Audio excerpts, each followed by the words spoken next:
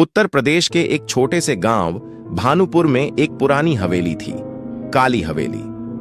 गांव वाले कहते थे कि वहां आत्माएं रहती हैं। कोई भी सूरज डूबने के बाद वहां नहीं जाता था, लेकिन फिर भी कुछ लोग ऐसे थे जो इन बातों को अफवाह समझते थे। ऐसा ही एक लड़का था, राहुल। शहर से गांव आया था गर्मी की छुट्टियां बिताने के लिए। पढ़ा लिखा था, भूत प्रेत में विश्वास नहीं करता था।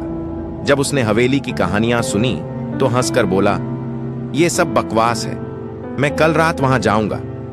गांव वालों ने बहुत मना किया, लेकिन राहुल ने ठान लिया था।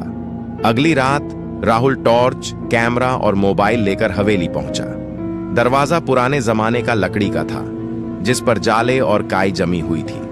उसने जैसे ही दरवाजा खोला, एक ठंडी हवा का झोंका आया, जैसे कोई उसे रोकना चाहता हो। हवेली के अंदर अंधेरा था, सन्नाटा था और हवा में एक अजीब सी बदबू थी, जैसे कुछ सड़ रहा हो।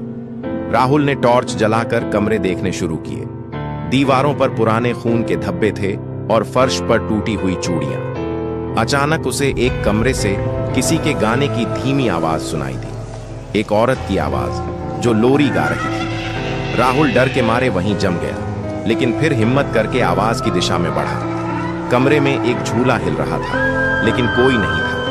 झूले के पास एक पुरानी गुड़िया रखी थी, जिसकी आंखों से खून निकल रहा था। राहुल ने मोबाइल निकाला और वीडियो रिकॉर्ड करने लगा। तभी अचानक पीछे से किसी ने उसका कंधा पकड़ा। राहुल ने झट से पीछे मुड़कर देखा।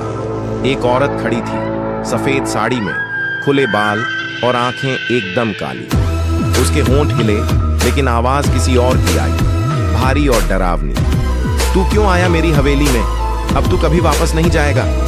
राहुल चिल्लाया और भागने की कोशिश की, लेकिन दरवाजा बंद था। वो खिड़की की ओर दौड़ा, लेकिन वहां सिर्फ अंधेरा था, जैसे हवेली किसी और दुनिया में बदल गई हो। औरत हवा में उड़ती हुई राहुल के पास पहुंची। राहुल जमीन पर गिरा, मोबाइल दूर जा गिरा। औरत ने उसकी गर्दन पकड़ी और तभी अगले दिन सुबह गांव वालों को हवेली के बाहर राहुल का मोबाइल मिला, जो अब भी रिकॉर्डिंग कर रहा था।